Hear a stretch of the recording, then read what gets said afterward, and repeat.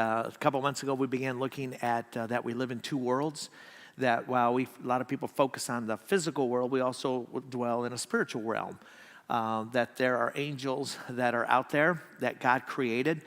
And we began looking at angels many, many weeks ago. Now, after we looked at angels, we talked about there are good angels and bad angels. When we talk about bad angels, we talk about those who have fallen. Let me go back to the good angel thing. One of the things I want to dispel, because I don't know how many times I've heard this in the last year. I've heard it probably more than ever, that somebody passed away and they got their wings and now they're an angel in heaven. No, you don't become an angel in heaven. Okay, if you are an angel here, you were not going to be one in heaven, all right? I'm just going to say this, that there's a lot of misconceptions about when we die, we don't become angels. God's already created all the angels. He did that right off the bat. He created all the angels. And we talked a little about this, that angels don't reproduce or they don't need to, because they've been all created and they're eternal beings that are created. So they live forever and ever and ever. So you don't become an angel. But there were a group of angels who fell. We have different opinions going back and forth on that. I believe it was on the second day, Monday, and we've talked a little about that. But I believe the angels fell, and the ones that fell, there were a third of them that fell. And they went with a guy named Lucifer. And we're going to talk. Matter of fact, tonight we start on talking about him. All right, and we're going to talk about Satan. But a third of the angels went with Satan at that time. When they fell, it's interesting, they were free to roam the earth. They were not free to roam into heaven. They were free to come before God in heaven, but they were not free to roam in heaven. They don't live there. They fell to earth, and they came, and we saw that they committed a sin to a point where whoever committed a sin in Genesis 6 and tried to mess up mankind, okay, because angels are unredeemable. When they tried to throw off the bloodlines, God placed those demons in a place called Tartarus, which they are there and bound till the judgment day. Now, other demons are free to roam. They just weren't involved in that situation. But other demons are free to roam. And we began looking at demons. And last week, we kind of wrapped it up by looking at the aspect of what demons can do and what they can't. We talked about the works of demons.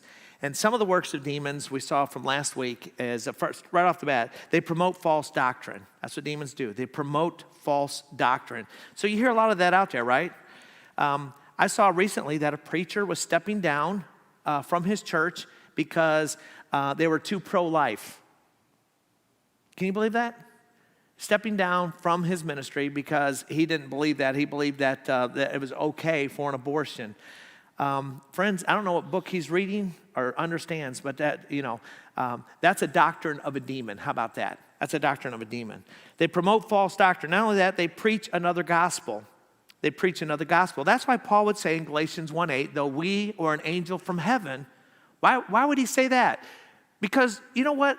Demons are liars, and Satan especially is the father of lies, right? And so we're going to look at a couple people here as we go through this, and we looked at them last week, who lie, who step up and say that they are an angel from heaven. And Paul says, though we or an angel from heaven preach to you another gospel. What's he say? Let him be accursed. He needs to go to hell. A demon preaches different doctrine, another gospel. And so we saw that. Not only do they promote false doctrine, they promote another gospel, and that gospel will not save. And we saw some situations where that happened. A guy by the name of Joseph Smith. We saw Joseph Smith last week. An angel appeared to him. His name was Moroni. Moroni said he had new truth. It was a new gospel. And it got Joseph Smith's attention.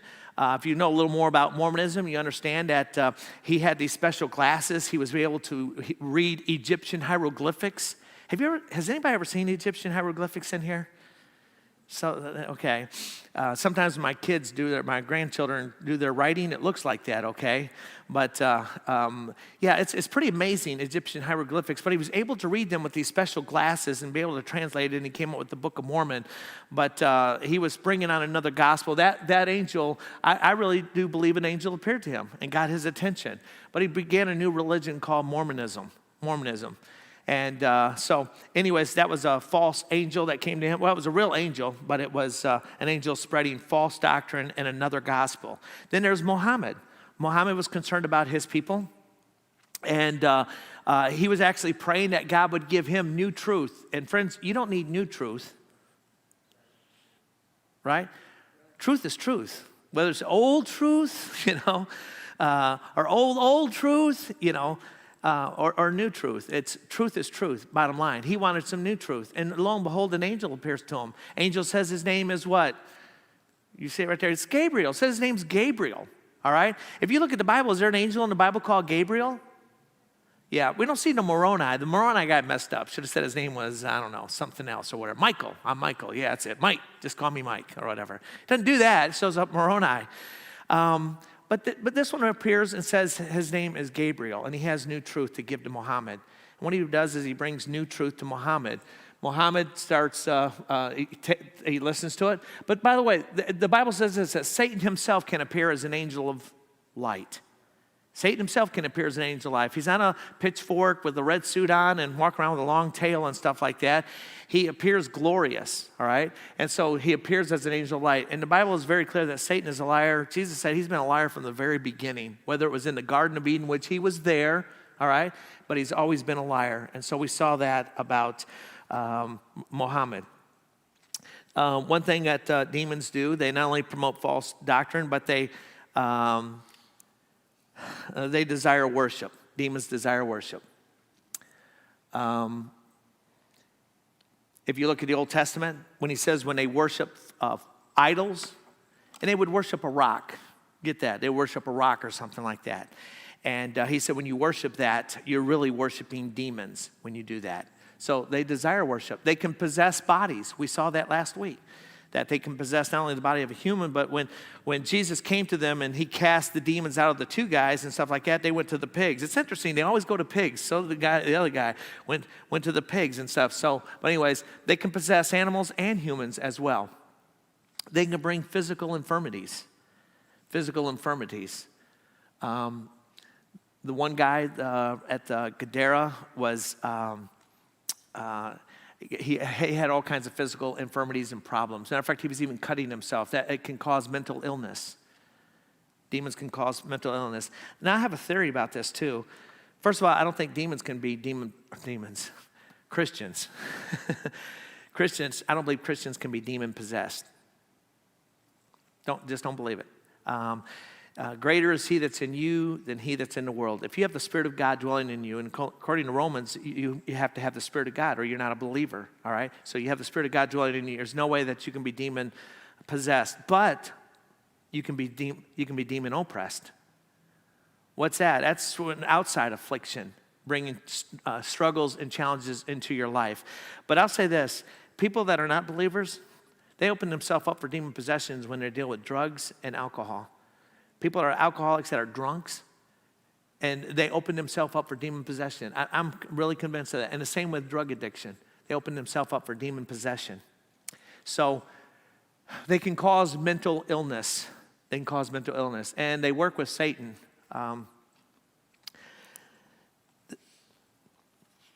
They work with Satan in carrying out his evil purposes. What are his evil purposes? Well, we see he damages people. Horrible sins that are committed, unforgiveness. He deceives people.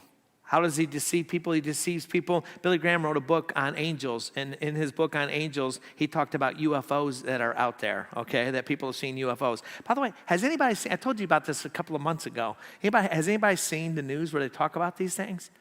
I don't know if you saw that. The United States Navy, they're guys that up in the air, they're sitting there, they're videoing this. They're taping it right there as they're going by. And they said these guys who are expert flyers, aviators, they said there's no way they could do that with the physics that bind us here upon on this earth. And they were pointing some of those things out. But that's what Billy Graham said, that some of the things that they would call UFOs, what we have seen, probably are angels. We saw the movie, well, we didn't see the movie, but the movie Ghost. We talked a little about that last week. Remember in there, Whoopi Goldberg was this medium, and they were trying to communicate over, and they come in, and all of a sudden, she was just a hack, right? She was setting this up. Matter of fact, one of my professors pointed this out. He said there were two kinds back in the Bible times. There was one, first of all, the ones that were the mediums that talked to the dead, there were fake ones. And the word that's used there in the Hebrew is the word for ventriloquist. They were a thrower of the voice, all right? They could throw their voice, all right? And that's what Whoopi Goldberg was. She was a fake medium trying to communicate with the dead, right? And all of a sudden what's his name? I forgot the guy's name. Patrick Swayze. Yeah, there we go. But anyways, he's there and he's talking and she can hear him. Do you know any story like that in the Bible? No, that's his name, Sam. Did someone say Sam? Whatever. Is there a story in the Bible like this? Yeah, remember Saul? Saul wanted to talk, and he went to a medium to talk, and lo and behold, Samuel appears to him, right? And what does he do? She freaks out. It's almost like this whole story right here with the ghost. She freaks out. She's probably throwing a voice, and all of a sudden, this spirit being appears and says, he's Samuel. Now, there's a big debate back and forth over this kind of stuff. By the way, I don't believe in ghosts. All right, I believe in demons. I believe they can appear and they can know everything about you and quote some things, tell you some things that could deceive people. I believe in that. But I don't believe to be absent from the body is to be present with the Lord, if you're a believer. To be absent from the body is to be present with the Lord. And I don't believe lost people hang around and hover around here waiting and things like that. I believe they're sitting there waiting for judgment is what's happened. So anyways, we see they deceive people. And not only that, there's demon possession as well. We talked about demon possession. It's an internal or indwelling influence. An internal or indwelling influence, demon possession. This indwelling is to such a degree that it's impossible to distinguish between the human person and the demon influence. You can't tell the difference. Who's acting? I told you last week about in here it says that the demon used his voice, right? But how come every time you see a movie, you always know the one is the demon, right? Because he talks like this. Get out. Sound like one of my kids one time talking to their younger sisters, you know. They go in there and they said that their older sister was looking down and they walked into the room. It was kind of dark and all they heard was, get out. So they got out real quick and stuff. But that's not necessarily a demon, but demon uses their voice, and they can't tell the difference from that standpoint. The demon made the man to cut himself even. I think that's where the mental illness comes in. And then the effect was both mental and physical when it comes to demon possession. So we talked about what demons can do and what they don't do. You know, we're really not caught up with that because we live in America and there's a lot of other distractions going on in our world, right? You go to some third world country and you'll see that stuff wide open, big time, what's going on. And so anyways, we talked about demons. And what we want to do is now transition over to Satan, the one who took the demons who were cast out of heaven with him, a third of them. And I want to start off by saying this, that we believe in theism, that there is a God and he is sovereign and supreme over everything, all right? I got to lay this down, all right? You got to nail this. He is sovereign and supreme. A lot of people believe in what's called dualism and don't even realize it. They're worried that what happens if Jesus doesn't win in the end? Ready? Spoiler alert, all right? If you read the back of the book, he wins, all right? He's in complete control. He's in complete control. And so this isn't like good against evil and stuff like that. This is God, and then there's his creation. And some things he has created that commit bad, evil, wicked things. And so God is in complete control, period. So it's not dualism, it's theism, that there is a God and he is sovereign over all things. Tonight we're going to start our study about Satan. We're going to look at Satan. We're going to look at several lessons. We're going to look at a lesson tonight. We're going to look at one next week, and then we're going to finish it off the week after that. And I'm going to say this, that without the Word of God, you couldn't tell the difference between Satan and Jesus. How about that? What? No way. Remember Satan's the guy with the red pitchfork and the tail? No, I'm telling you, that's not what he is. You're going to see in Scripture, they are so similar that you could barely tell the difference. I'll give you one right here. How about that? That Satan, or that Jesus is called the Christ, right? Everybody agree with that? Do you know that Satan is called the Christ? We're going to see that tonight. He's called the anointed cherub. The word anointed is the word for Christ. That's what Christ means, to be the anointed one. There are all kinds of definitions that describe Jesus and as well describe Satan. So you need the word of God to be able to tell the two apart. Let's talk about Satan tonight. Let's get into our notes here. The reason to study about Satan, first of all, because of his prominence. His prominence.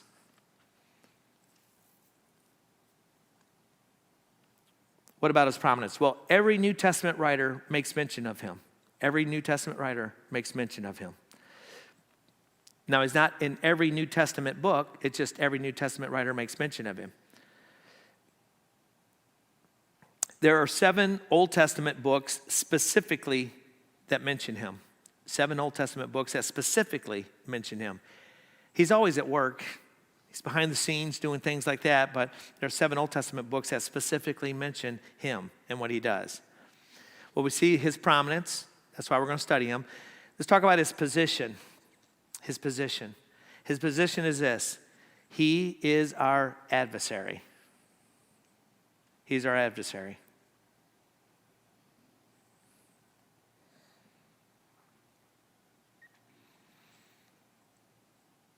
Be sober, be vigilant, because your adversary, the devil, is as a roaring lion seeking whom he may devour. So the reason to study about Satan is prominence and his position. Let's talk about the nature of Satan. The nature of Satan. Now remember, he's the same as, he's a fallen angel, right? Which puts him in a demon category, all right? He's a leader. He could be, and one of the reasons he has such significance, you have Michael mentioned as an archangel. Maybe Satan was of that caliber before he fell. Some people even state that he was the leader when it came to worship before the things of God. The nature of Satan, he's a personal being. He is a personal being. He's not just evil. He's a personal being. He is evil. He tempted Jesus. Satan tempted Jesus. If you go to Matthew 4 and Luke 4, remember when what was Jesus doing in Matthew and Luke before he started his ministry? He was out doing what in the wilderness? He was fasting for 40 days and 40 nights. And Satan comes up and he tempts him, right? And it's interesting because that's always been Satan's scenario. It's always the same way. The lust of the flesh, the lust of the eyes, the pride of life. Right? The lust of the flesh. He goes after Jesus. Lust of the flesh. If you haven't eaten in 40 days, what do you think you want? Huh? Yeah, there you go, food. Anybody ever been on one of them diets that you try to go? My wife's always saying there's nothing wrong with eating food and stuff like that. You just got to eat the right kinds of foods. But a lot of times people go on these crash binges where they're going to diet for the next. I'm not going to eat anything for 3 days. And it lasts about, 4 hours, right? By lunchtime, you're already looking in the cabinet and stuff like that. Anybody ever done that? You ever been on one of those diets where you can eat bacon and eggs and all that stuff, but you just can't have like cereal or breads? You ever been? What's that called? I forgot what that diet's called. Because I did that one.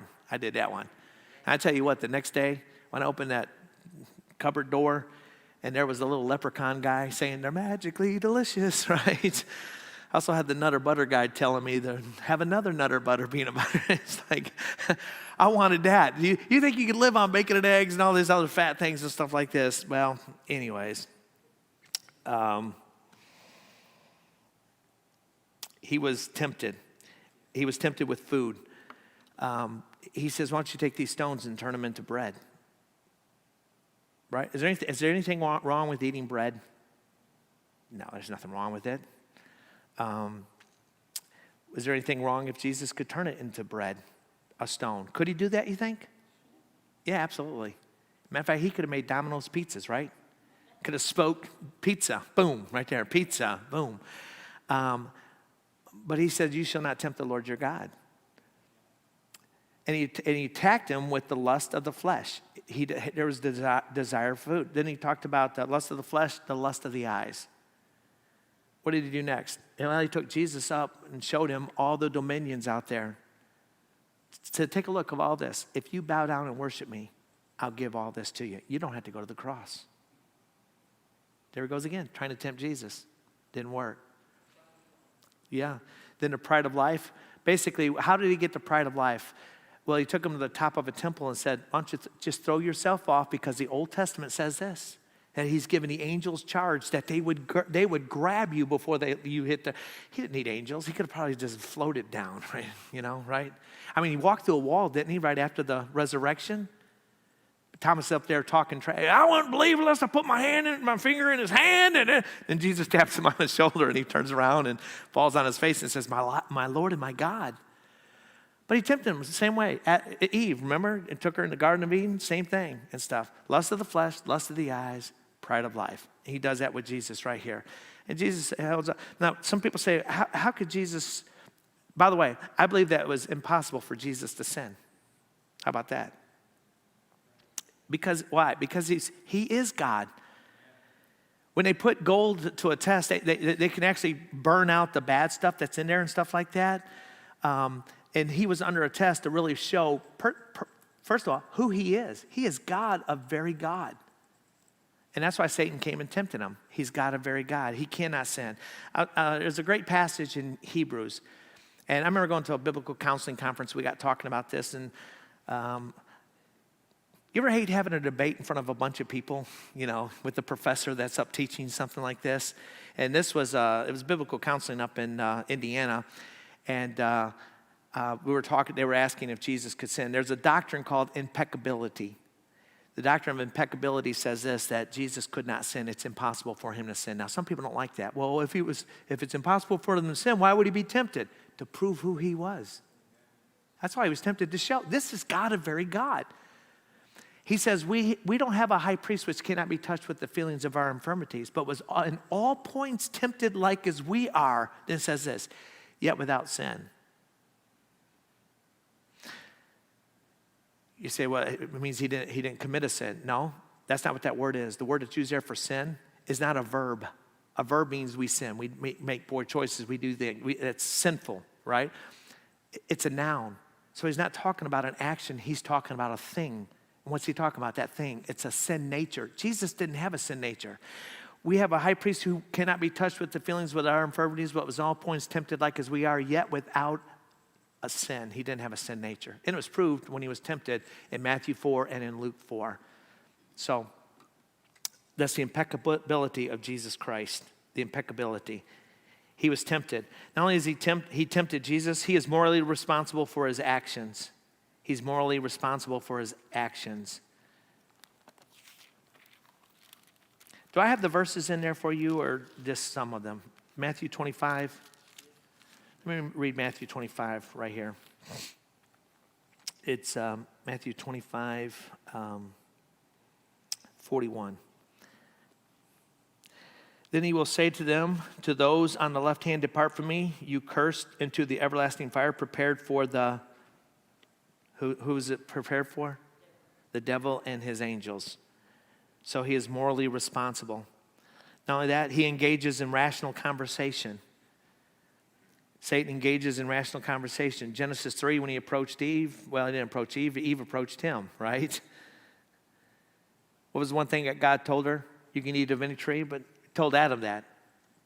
Now, Eve wasn't there when he told him that. Adam should have responded to Eve, but Eve misquoted Adam, didn't she? We could eat of any tree, and she says, and we can eat, but the tree of the knowledge of good and evil, don't eat. And then she added this, and don't touch it. Did God say that? Now, that's a pretty good idea, isn't it? In Christian circles, when I went to Bible college, we call that legalism. You add to the Bible, make it more difficult, all right? God didn't say they couldn't touch it, but that's probably a good idea. Matter of fact, I think she just wanted to glance at it and see what it looked like. What's this tree? What's the fruit look like? I got to see this, right? The next thing you know, Satan has her right there. He's able to tempt her, seduce her, to where she breaks the one law that God told him not to do, to eat of the tree of the knowledge of good and evil. But he carries on a rational conversation. Remember, they're going back and forth, and she says, "In the day we do this, we will die." And Satan says this, "You will not die. Why don't you just try it?" So she did. She gave some to Adam. He tried it. And then it's when God comes. So he engages in rational conversation. You look at Job chapter 1. He goes before God and he starts talking to God there. God says, have you considered my servant Job? Right? And they're going back and forth. Well, what's not to love? Look, you blessed him. You gave him a great family, great resources. You have all these things. What's not to love about you, God? He says, you think Job loves me because of this? Remember, they're going back and forth over this. Job doesn't know this is happening. But they carry on rational conversation. Matthew and Luke, we just saw that. He engages in rational conversation. The nature of Satan, he's a personal being. And not only is he a personal being, he is a spirit being. He is a spirit being. Ephesians 2:2 says this, of whom you walk according to the course of this world, according to the prince of the power of the air, that spirit that now worketh, he energizes the children of disobedience. And that's talking about Satan right there. I want you to listen to what he says in Ephesians 6. This is when Paul is closing up Ephesians. He's talked about how the church is put together, how the church gets involved, talks about all these things, talks about the spirit-filled life. And then he gets over here in verse 10. It says, finally, my brethren, be strong in the Lord and the power of his might. Put on the whole armor of God that you may be able to stand. And I'm almost embarrassed, but I got to tell you this. Against and it's the word W-I-L-E-S. I swear I read it one time in Bible class. That you're able to stand against the willies of the devil. Yeah, be careful about them willies now, okay? Be very careful about the willies of the devil. My professor says, I think it means wiles, Brother Gary. Wiles, the wiles of the devil, all right? Oh, okay. Let me tell you what the Greek word is there. The Greek word that's used there is an interesting word. It's a word, we get our word methodology from this word. Matter of fact, it's the first part of that word is methodology in Greek, but it's methodology. Satan has a methodology. Yeah, he has a methodology. He has a whole system lined up. Remember the same way he tempted Eve, got her to fall. Then what's he do? He brings that up on Jesus. Lust of the flesh, lust of the eyes, pride of life, tries that with him. And he has a methodology. He says right here in this passage, he says that we may be able to stand against the methodology of the devil, for we do not wrestle against flesh and blood, but against principalities, against powers, against rulers of darkness of this age, against spiritual hosts of wickedness in the heavenly places. That's what we're up against. And so we see he is a spirit being. He is a spirit being. We looked at the reason to study about Satan, the nature of Satan. Let's talk about the periods of Satan's career. The periods of Satan's career. And the very first period is the period of holiness before he fell. This is his pre-fall. It's found in Ezekiel 28. Ezekiel 28, I want you to listen to what God says about Satan here. In Ezekiel 28, I think if you should have the verses. Do you have those verses? Ezekiel 28, verse 13 through 15. Listen to what he says. He says, you were in Eden, the garden of God. Every precious stone was your covering. The sardius, the topaz, the diamond, beryl, onyx, jasper, sapphire, turquoise, emerald with gold, the workmanship of your timbrels and pipes. Now that's interesting, isn't it? The workmanship of your timbrels and pipes was prepared for you on the day you were created. What are timbrels and pipes? They're musical instruments, aren't they? You know what Satan is? He's music in motion. That's why I think some people believe that he was the one who dealt with the worship in heaven. Somebody said when Satan fell out of heaven, he fell in the choir loft. That's a joke. I thought that was kind of funny, right? Man, they've been fighting over music since. By the way, this isn't something new, man. You got contemporary service, traditional service, and you think. I was reading a book. It was book of Habakkuk. There was a book when I was in Bible college. It's Habakkuk. It's 3 chapters. That's it, 3 chapters. And that book was that thick. It's like 600 pages on 3 chapters. Unbelievable. And I'll never forget when I got into the part, he started talking about the music, and this guy went off on the music back in the 1600s of how modern it was. Wow. Fight back and forth. He's music in motion. You're going to find out, I'll give you a heads up and go ahead and tell you this. There's a guy named Joseph Fletcher who was, I'm trying to remember what he was. He was a philosopher, but he said this. You write the laws, I'll write the music, and I'll rule your country. Music's very powerful, isn't it? How many kids are singing music it's trash? They don't even realize it, and they're singing it, and it's trashy music out there. It's getting worse and worse, isn't it?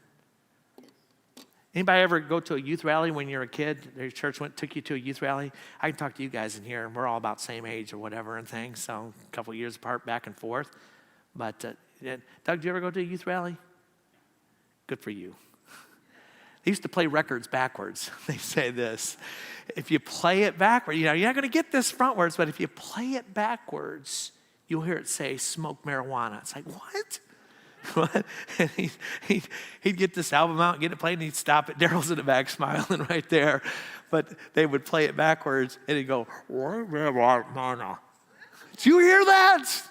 Did you hear that? I remember going home playing every one of our records backwards. Quartet music, just check it out and stuff like that, trying to get it all played backwards and stuff. You don't even have to play it backwards anymore. Forget that. Just come right out and play it frontwards because they don't care. And Fletcher said, you write the laws, I'll write the music, and I'll rule your country. And sure enough, he can. Well, we see Satan in a period of holiness, his pre-fall. He says in verse 14, you were the anointed cherub who covers. I established you. You were on a holy mountain of God. You walked back and forth in the midst of the fiery stones. You were perfect in your ways from the day you were created till iniquity was found in you. Wow. Period of holiness. Then there's the period of liberty where he's free to roam. Period of liberty, which is right now, it's present. 1 Peter 5:8, again, be sober, be vigilant. Your adversary, who is it? The devil, walks about seeking whom he may devour.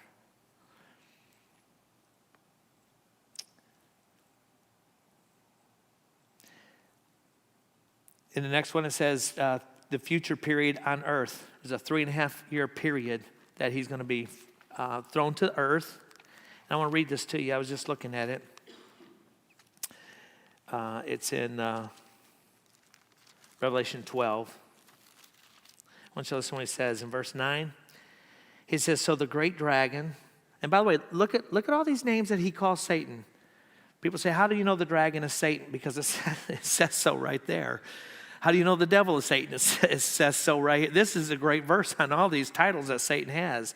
So the great dragon was cast out, that serpent of old called the devil, Satan, who deceived the whole world. He was cast to earth, and his angels were cast out with him. All right? Then what happened? Look at verse 12. Therefore rejoice, O heavens, and you who dwell on them. Woe to the inhabitants of the earth and sea, for the devil has come down to you having great wrath, because he knows he has what? A short time, right? It has a short time. It has a few days. He has a short time. He knows his time is almost up. What happens after that? Well, he's going to be 1,000 years. There's going to be a 1,000-year reign that's coming up. If you get back to the book, back of the book, Revelation chapter 20. And in Revelation chapter 20, it talks about 1,000 years. He'll be thrown into an abyss. Look what it says. Listen to what it says. Then I saw an angel coming down from heaven, having the key to the bottomless pit, and a great chain in his hand. And he laid hold of the dragon, the serpent, of old, who is the devil, Satan, and bound him for 1,000 years. And he was cast into the bottomless pit and shut up, and set a seal on him, so that he should deceive the nations no more till the 1,000 years were finished. And so he's cast in the bottomless pit for 1,000 years. Now, which leads me to my view on millennialism, all right? And this gets heavy into theology. You have what's called post-millennial, amillennial, and premillennial. People get confused. They think, well, what about, I thought you were a pre-tribber, Brother Gary. Well, you can be a pre-tribulationalist and be a premillennialist. As a matter of fact, they kind of walk hand in hand. They're like peas and carrots, okay, as Forrest Gump would say. They kind of go together right there. Pre-tribulationalism and premillennial. Now, I got a lot of buddies. We go round and round about the tribulation. I believe we're going to be taken out of here before it all unwinds right there. 7-year period. Why? Well, several reasons. The best reason is in Revelation 2 and 3, he mentions the church over and over and over. In chapter 4, when there's a trumpet that sounds and John is in heaven right there, all right? From that point on, there's no mention of the church. From Revelation 4 all the way through to the end of the Bible. Well, why is it not mentioned the church? That's a good question. He's dealing with everything that's going on here on earth, but he never mentions the earth. But he does mention Israel over and over and over again. But he's not, why? There's a 7-year period in the book of Daniel. It says it's supposed to happen. It's going to be in the end times. It's going to be the abomination of desolation. Just so happens the tribulation is how many years? 7 years. I believe we're going to be taken out because he's not dealing with the church. He's dealing with the nation of Israel, and he's going to deal with the world. By the way, what would happen? I'm going to get you out of here. It's 10 till right now, but I'll get you out by 7. I want you. I've been reading this last week on William Barclay on Romans chapter 13. It's a passage I want to preach this coming Sunday. And as you read that passage about the Roman Empire, you would swear he's talking about the United States of America. By the way, the Apostle Paul was thankful for Rome. He was thankful for Rome. He recognized some of the freedoms that he had and things he had that Rome had been able to, the trails, the paths, things like that. Think about all that our country provides for us. I'm going to talk about law enforcement Sunday. When people say we don't need law enforcement, are you kidding me? Yeah, you may live in a nice secluded area or something like that, but we're living in a culture where things are really getting a little hairy out there and stuff. But as Paul was thanking God for what he had, and what God had provided, it parallels exactly what's going on. Matter of fact, the writer said this, that a lot of Christians believe that God had set up the Roman Empire to protect this world from burning up because all the anarchy and things that were going on out there. It is anarchy. What's going on? Could you imagine if you took the United States out of the situation right there? What do you think would happen in this world? What do you think is going to happen to Israel once the United States is gone? I'll tell you what's going to happen. It's going to be the tribulation. That's what's going to happen. 7-year period. So I believe in a pre-trib. We're out of here, but 7 years. And then at the end of that tribulation comes the millennial reign. How do I know? It says it in Revelation chapter 20. Well, I don't know about the millennial. Yeah, it happens right there. Matter of fact, it says no less than 5 times it's a 1,000-year reign. 1,000-year reign, 1,000-year reign, 1,000-year reign, 1,000-year reign. Then I talk to my buddies who are all millennialists, and they say, well, it's really not 1,000 years. I just read it 5 times, 1,000-year reign. How long is it? Well, it's a long time, okay. Like 1,000 years? Yeah, okay. Yeah, I believe Jesus is coming. This world is not going to get better. The millennials that believe that everything's going to get better and better and better. Matter of fact, I don't even believe in a millennial reign. Millennials. The post-millennials believe it's going to get better and better and better and better. And his truth is marching on. Glory, glory, hallelujah. And Jesus comes back because he can rule and reign. It ain't going to happen until he does come back. How about that? And Satan's going to be in the pit right there. Let me finish this off so I can get to your notes here real quick. There's a future 1,000 years in the abyss. Then there's a short season at the end of the millennium. It says at the end of verse 3. It says, but after these things, he must be released for a little while. And he's going to be released. Again, after that, how many year reign? Is that meant to take literally? Actually, I had somebody say, well, Psalms talks about he owns the cattle on 1,000 hills, so he doesn't own the cattle on 1,001 hills. There's a difference in poetry in the book of Revelation right here. This isn't poetry, all right? This is future events that are happening. When he says 1,000 years, says it 5 times. I'm going to take God at his word, 1,000 years. If you want to write me, it's Daryl Davenport, StuartHeights.com back there. You're watching in, you're having a fit right now, burning up my Twitter. All right. And then there's eternity, and Satan will be in the lake of fire. Listen to what he says. Then the devil who deceived them was cast in the lake of fire, verse 10, fire and brimstone. The beast and false prophet where they are, and they will be tormented day and night forever and ever. Is that teach annihilation right there? Believe it or not, there's people that I really enjoy reading. A guy named John Stott. Come find out, he believes that, there is, you throw in a lake of fire and that's it. Annihilation, no more existence. When he threw Satan in the bottomless into the lake of fire, where the beast and the false prophet, present tense, are, it shows they're not annihilated. They're there. And he says he's tormented forever and ever. Talking about Satan. So, anyways, next week we're going to get into it. We're going to look at some of the similarities and comparisons. And we're going to look at a lot of the titles that Satan has. You just saw 4 or 5 of them right here in just one verse. And some people say, how do we know that's Satan in the Garden of Eden? He calls him the old serpent right there. He was there in the garden, all right? Tells him that. So anyways, we'll look at that. Let's have a word of